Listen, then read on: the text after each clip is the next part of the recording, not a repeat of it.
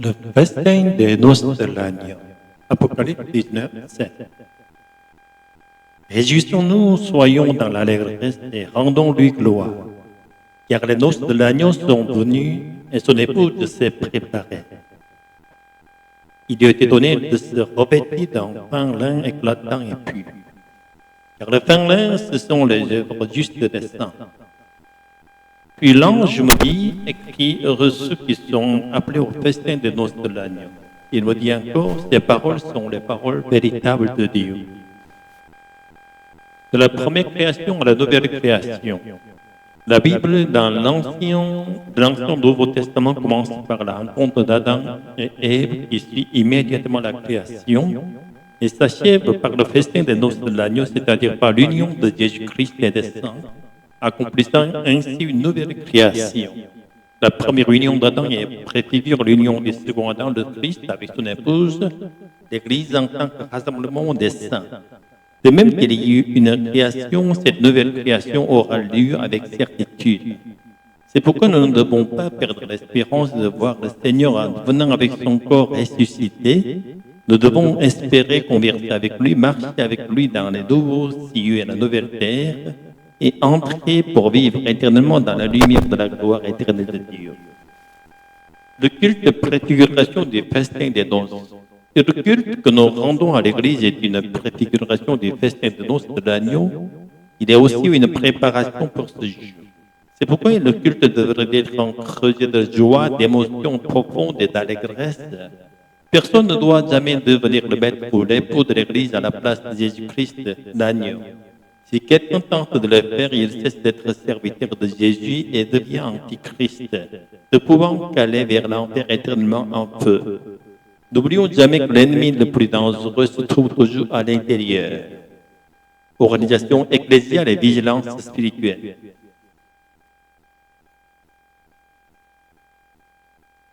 À mesure que l'Église se structure, une certaine hiérarchisation devient inévitable. Il est néanmoins très heureux de constater que de nombreuses églises, tout en administrant leur organisation avec sagesse, continuent de servir l'agneau Jésus comme Seigneur avec piété. Bien qu'il ne s'agisse que d'une minorité problématique, la réalité est que même les églises historiques créent parfois un terrain propice à la naissance des sectes, en sacralisant leurs divisants ou en les présentant comme indispensables.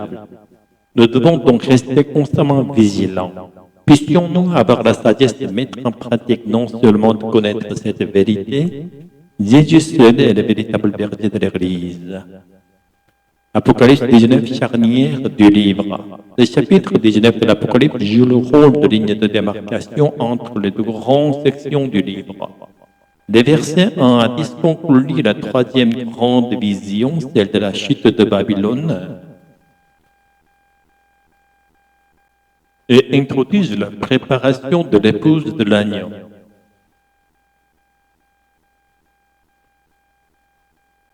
Les versets 11 à 21 décrivent ensuite les événements qui se produisent après la chute de Babylone et avant la descente de la nouvelle Jérusalem du ciel. Ces événements sont composés de 7 visions brèves, dont les 3 premières apparaissent dans cette section. Les grandes visions de l'Apocalypse et les 3 scènes finales. En récapitulant les grandes visions de l'Apocalypse, la première vision présente le Christ glorifié et ses paroles adressées aux églises. La deuxième vision se compose de la vision du trône céleste et de 3 cycles de jugement. Dans Apocalypse 19, tout le ciel se réjouit du jugement de Babylone et du festin des noces de l'agneau à venir. Jésus-Christ apparaît comme roi des rois et seigneur des seigneurs, venant sur la terre pour accomplir la victoire décisive.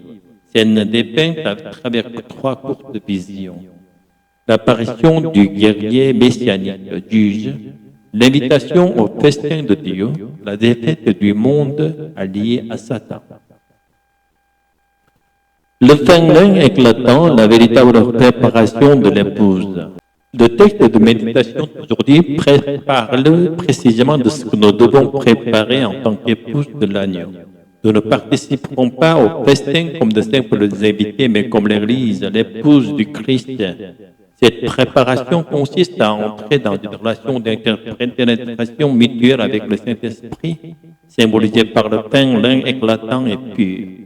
Accueillir le Saint-Esprit en nous et demeurer nous-mêmes en lui. Les œuvres justes des saints, dit Kayoma, ne désignent pas des actes légalistes répondant à des critères précis, mais le fait de revêtir le fin-lin, c'est-à-dire vivre sous la conduite du Saint-Esprit. De l'illusion religieuse à la maturité de l'épouse, nous avons l'instinct de vivre selon notre propre sagesse et nos propres capacités. Ainsi, après avoir été touchés par la méditation biblique ou l'émotion du culte, nous retournons rapidement à une vie identique à celle du monde. C'est ôter le fin-lin et s'éloigner de la justice qui prépare l'épouse du Christ. À chaque instant, le Saint-Esprit nous enveloppe, nous qui reconnaissons Jésus comme notre épouse spirituelle.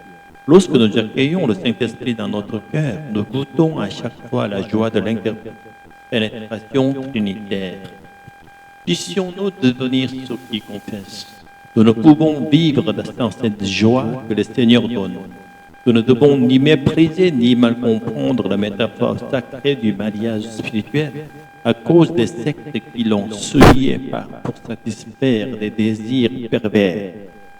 Beaucoup de croyants se considèrent à tort comme de simples invités, pensant que le pasteur ou le prêtre est l'épouse et qu'eux-mêmes ne sont que des figurants. En particulier, le catholicisme romain entretient une distinction hiérarchique entre prêtres et fidèles, laissant entendre que la profondeur spirituelle est réservée aux clergés, tandis que les fidèles doivent se contenter de bonnes œuvres et d'engagements sociaux. Mais il n'en est pas ainsi. Le croyant est l'épouse du Christ, et le ministre peut plutôt être comparé à un entremetteur. De Corinthiens 11, 2. Je vous ai fiancé à un seul époux pour vous présenter au Christ comme une vierge pure. Le Seigneur de l'Église est Jésus-Christ seul. Si l'on devait parler de protagoniste, ce ne serait pas le pasteur, mais chaque croyant individuellement. Lorsque toute l'autorité se concentre sur le pasteur et que celui-ci commence à s'élever lui-même, l'Église devient sans défense.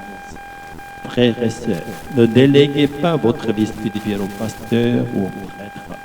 Préparons-nous nous-mêmes en tant qu'épouses de Jésus-Christ.